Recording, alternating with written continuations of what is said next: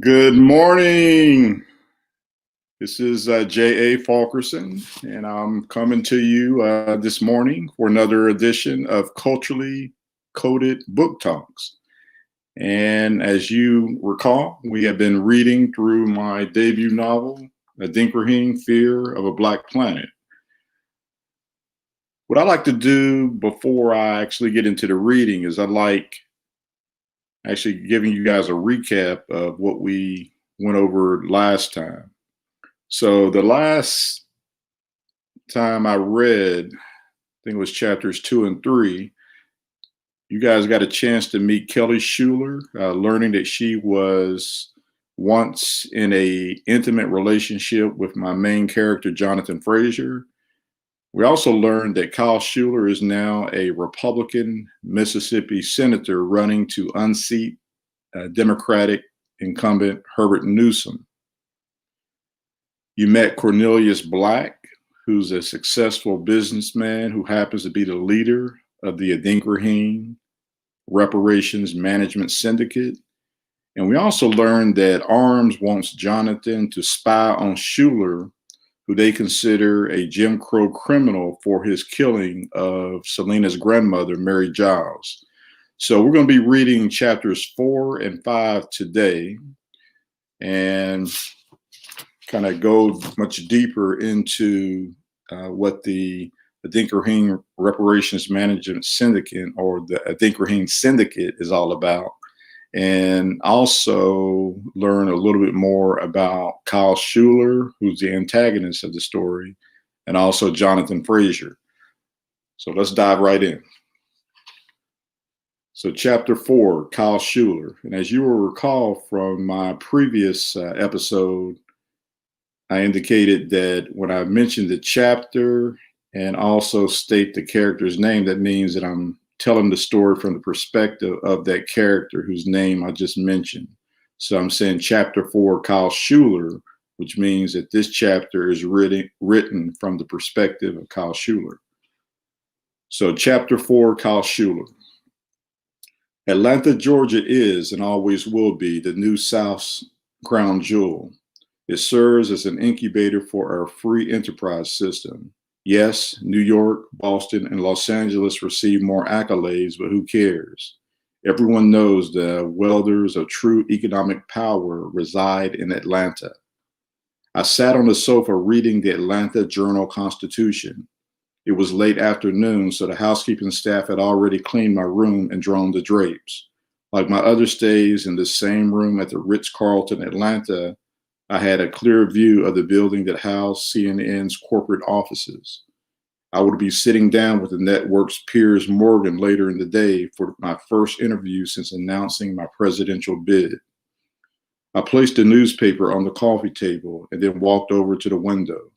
Down in the streets, I could see them, the protesters, trying to put Wall Street on notice. At the time, I wondered if they realized members of the World Trade Organization were meeting in Atlanta to draft proposals that would help them pay their bills. Many of these proposals even had President Newsom's support. I couldn't see their faces from those lofty heights. My room was on the hotel's 17th floor. What I did know is they were mad as hell, thinking we capitalists are the problem rather than the solution. To them, we're nothing more than greedy sons of bitches. I can see that I was greedy. Hell, as a son of a multi-billionaire, I was born with a silver spoon in my mouth. But my mother was more saint than bitch. The cell phone on my hip vibrated. It's time, I said to Roscoe.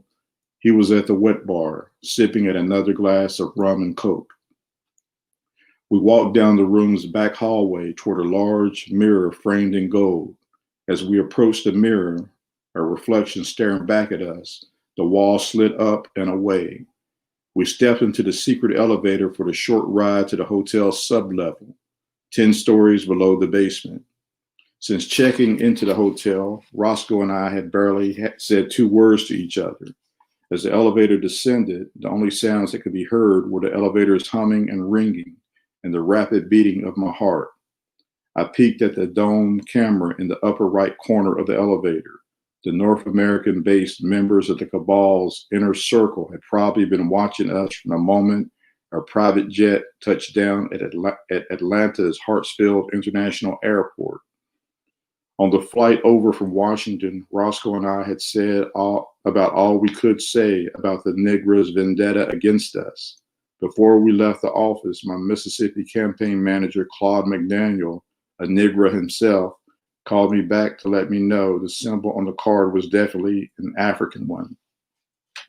Claude told me to send him one of the cards, and he would have a buddy of his who works for the FBI analyze it.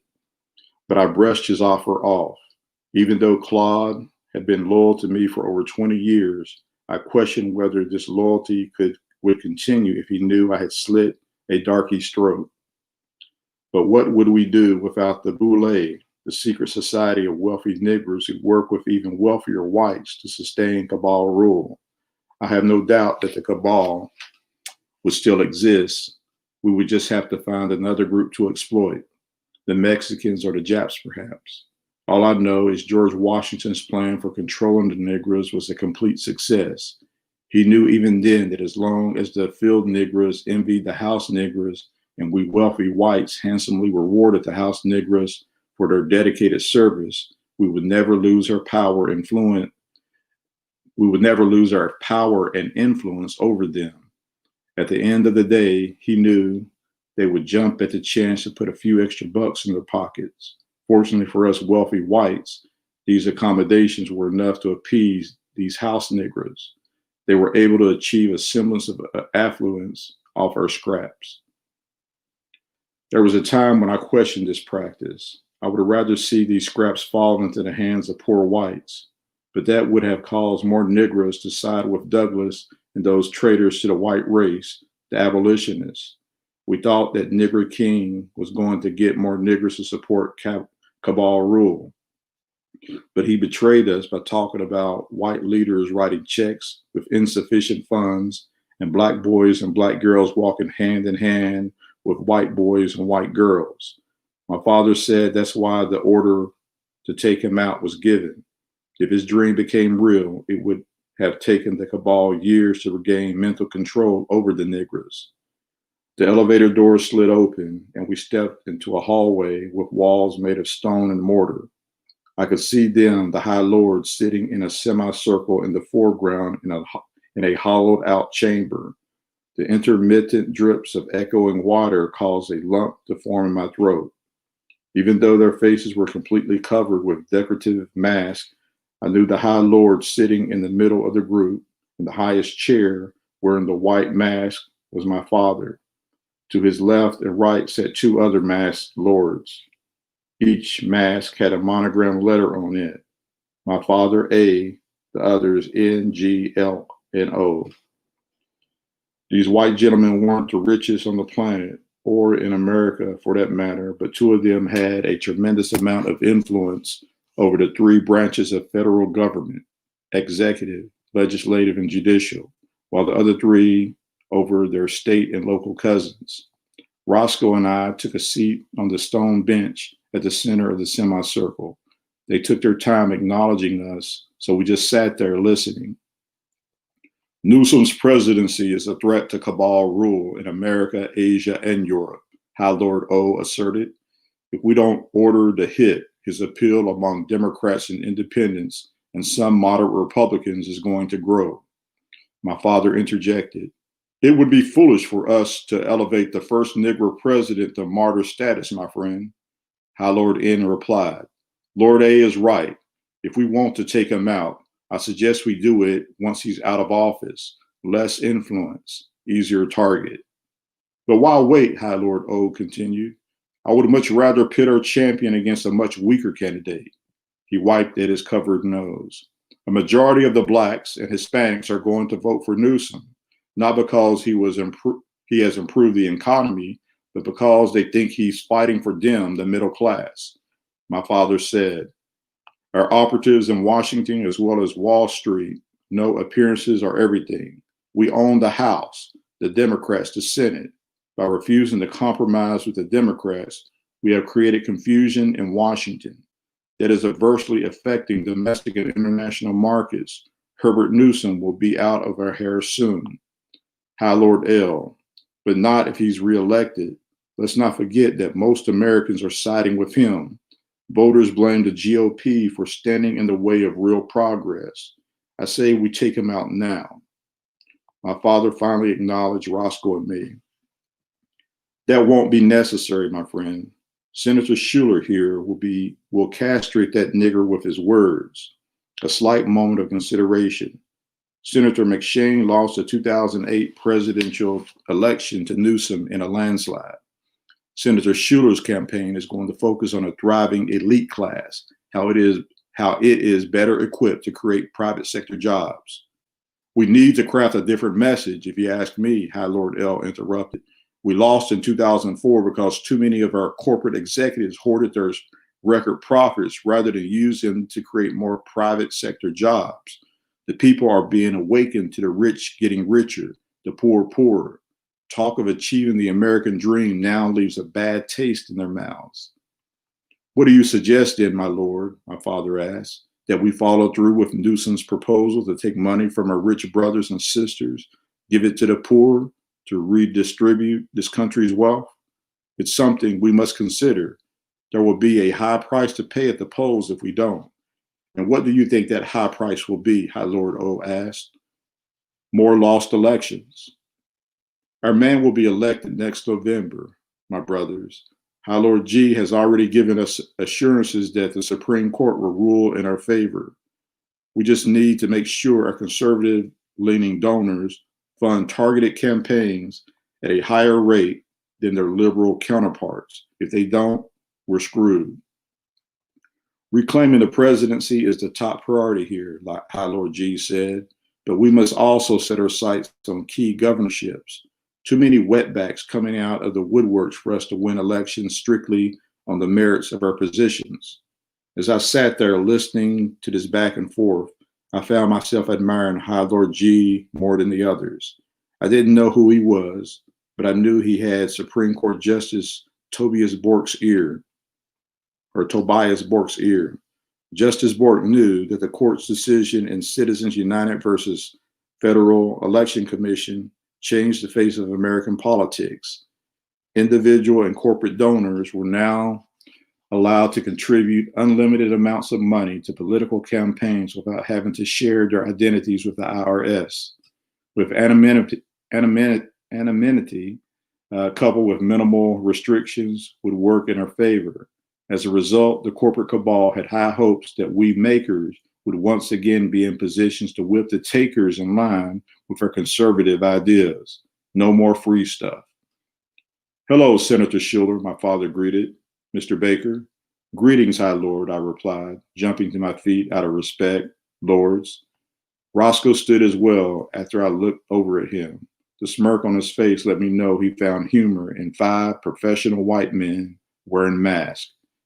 But I let his behavior go because I knew he was still buzzing from the rum and coke. My father continued. So, the Negro civil rights movement has gotten its second wind. His eyes rolled from me to the other High Lords and then back to me. High Lord O responded.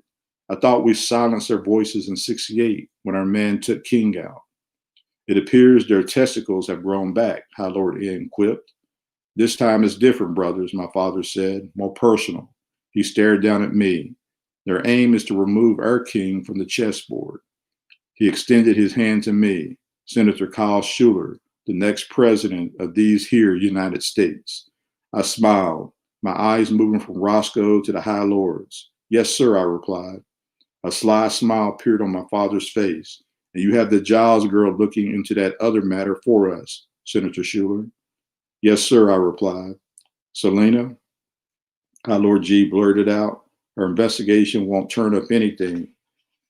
This group is already raising havoc in our prisons. Our moles in the jails and prisons are telling a different story. Say the niggas there are becoming more confident, more calculating, like they're preparing for some big undertaking. More of them are reading that Black inventor's book, Opportunity Knocks, a blueprint for fulfilling Black dreams. I couldn't tell you what it's about, but I'm sure the niggas sending us these cards are in cahoots with him. Then that Then that joke about their testicles growing back is pure nonsense, High Lord N said. Their testicles were never severed from their bodies. He breathes in deeply under his mask. They just sustained deep cuts. My father responded, but we all agreed in 82, when Reagan was in office, that declaring a war on drugs was the right thing to do. At the time, we thought it would allow us to keep the niggers in check without publicly being accused of bigotry and racism. But the pressure from civil rights groups is mounting, my lord, High Lord G responded. And Newsom appointed a black to head up the Department of Justice, High Lord O added. He sighs under his mask. We're losing.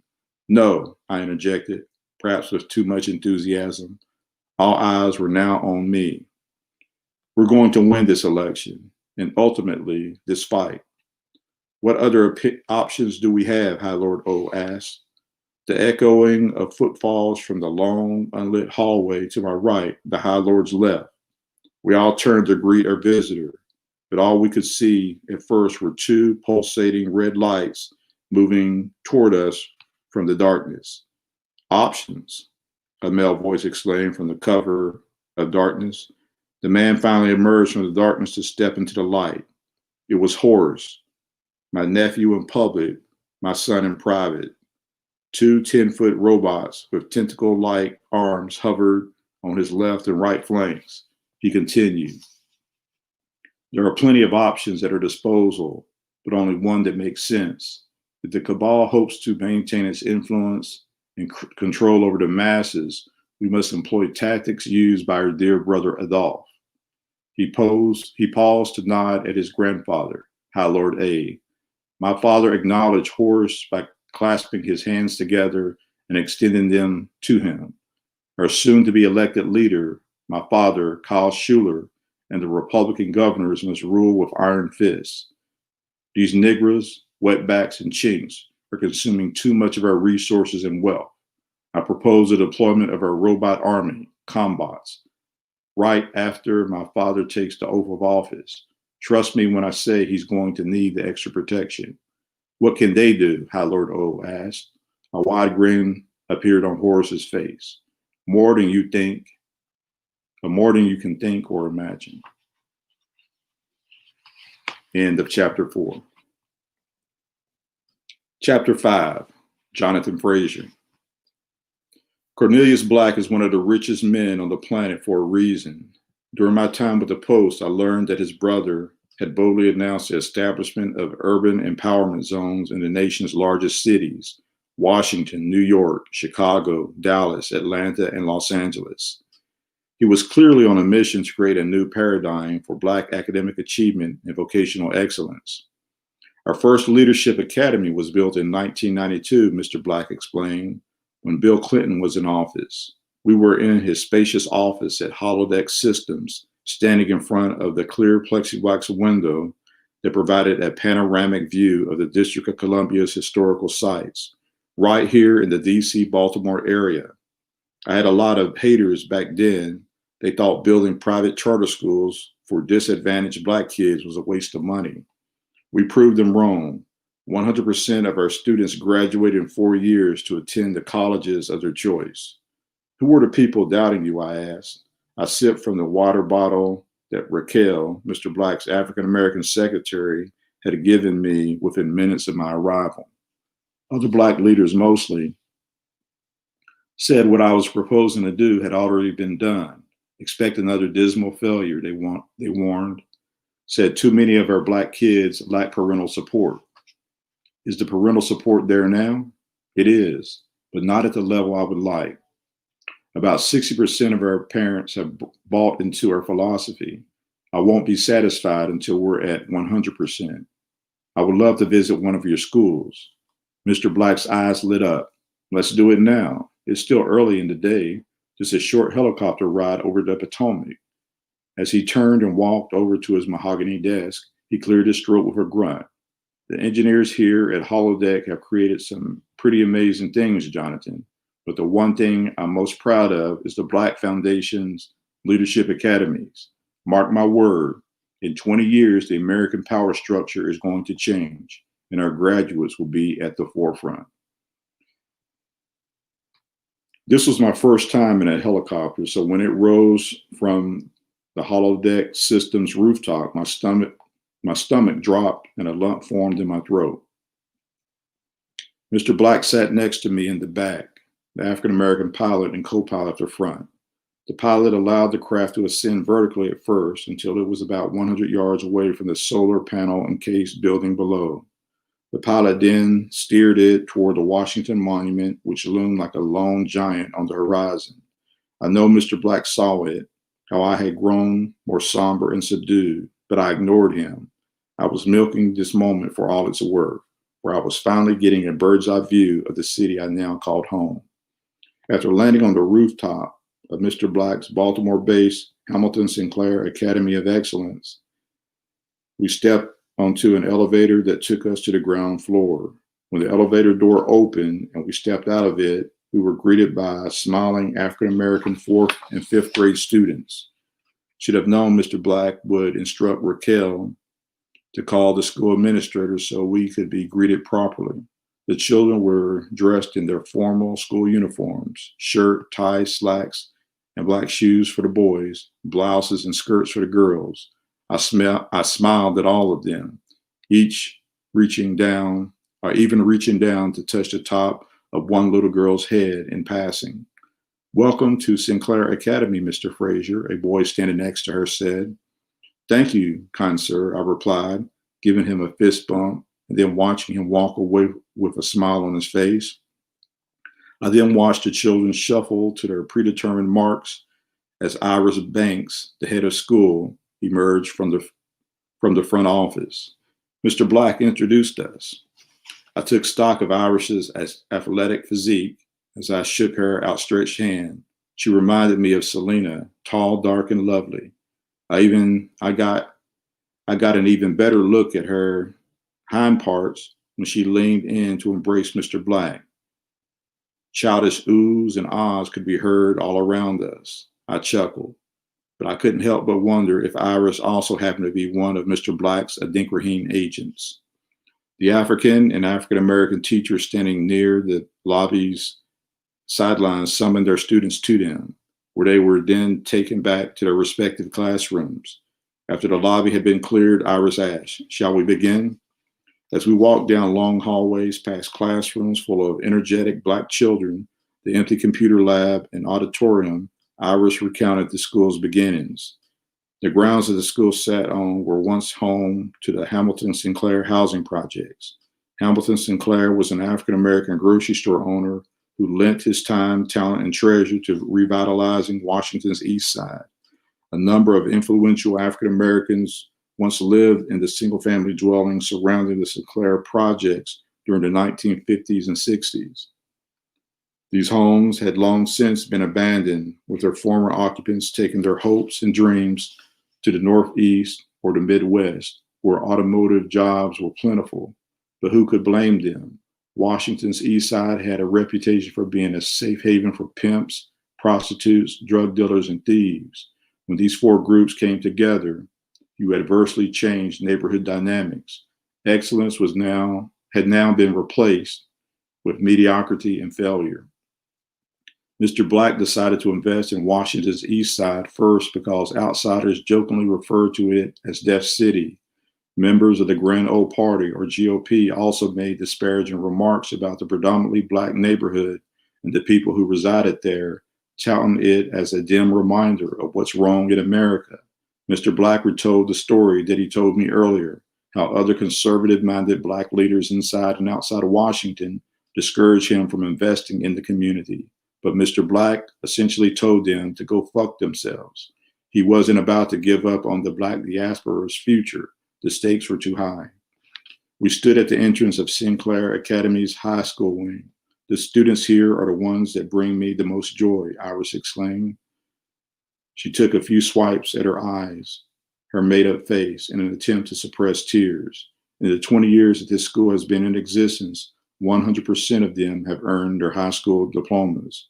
You will find many of our graduates at Harvard, MIT, Brown, and Stanford, others at Morehouse, Spelman, and Howard.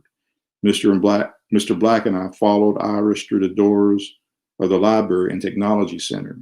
The heads of about 30 of the school's seniors turned as they stood to watch us walk over to them.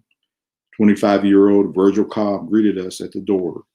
Mr. Cobb, who taught English language arts and African American literature, extended his hand to Mr. Black first.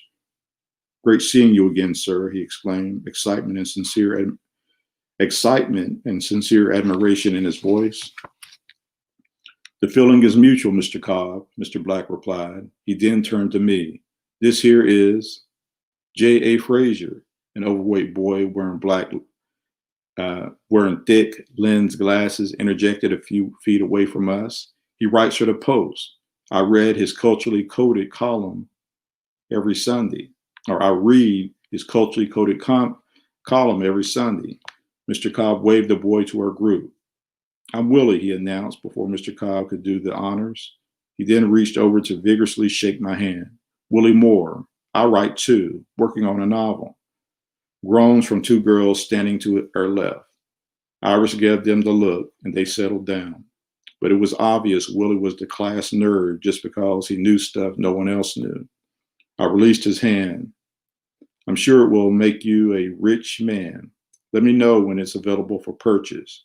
I love supporting emerging authors. Know how hard it is getting that first book published." I peered over at the two girls and then back at Willie. "And let me know if you need something to do this summer. The Post offers paid internships to high school students." Willie looked over at the two girls, a smug expression on his dark face. The girls' mouths dropped as Willie passed them on his way back to his seat. I covered my smile with my hand. Mr. Black bumped my shoulder on the sly while shaking his head. I then patted Mr. Cobb on his shoulder, giving him a knowing glance. Mr. Cobb nodded his head. He agreed that Bookworm Willie was destined for greatness. Iris instructed the students to take their seats for the Q&A session. After everyone was seated, Mr. Black goaded me into asking the first question. I did, saying, "How has your attendance here paved the way for your future success?" A young lady to my right raised her hand. "I'll be attending Cornell University in the fall," she replied. "I want to be a doctor, so I'll major in biology and then do my residency at Johns Hopkins. But she didn't answer my question. I crossed my arms. "How has your attendance here paved the way for future success?" The young lady's head dropped in embarrassment. Then she said, "By teaching me how to be a more disciplined student. When I first came here as a sophomore, I felt I was doing good when I made C's. But Mr. Cobb kept telling us that C grades weren't good enough. They're equivalent to F grades." She smiled at Iris. "And having a strong leader like Miss Banks here is what motivates me to be better than who I am. She's an inspiration to us all, especially us girls." A wave of nods from the other students. "I want to carry a briefcase like she does, earn the big bucks." A few chuckles from the other students. Mr. Black pointed at a boy seated to his right. "What about you, son? How has your attendance here paved the way for future success?" The boy stood by reminding me that I do have a future if I make the right decisions. Making the right decisions used to be hard for me. My mom needed money, so I started slinging dope to help her out. Never thought I'd get caught, but I did. Spent 6 months in juvie before Mr. Cobb came to the community center to teach his Prosperity 101 class. Helped me get my priorities straight. "And why is that so important to you?" I asked. "Because there are so many opportunities out there for us to take advantage of. I never recognized them because I bought into this notion that being a thug was better than being a scholar. I was wrong. I want a degree. I want a wife, kids. But more than anything, I want to be an agent of change, someone who works with like-minded people to make the world a better place for everyone, not just Black people." "What's your name?" "Jacob, sir. Jacob Wilson." "What school will you attend in the fall?" "Howard, sir." "You ready?" Mr. Black asked, his hand on Jacob's shoulder, the other in his pocket. "As ready as I'll ever be. This is for my mom. She sees a change in me, and I her. I just want to make her proud, not cause her more pain and grief." End of chapter 5.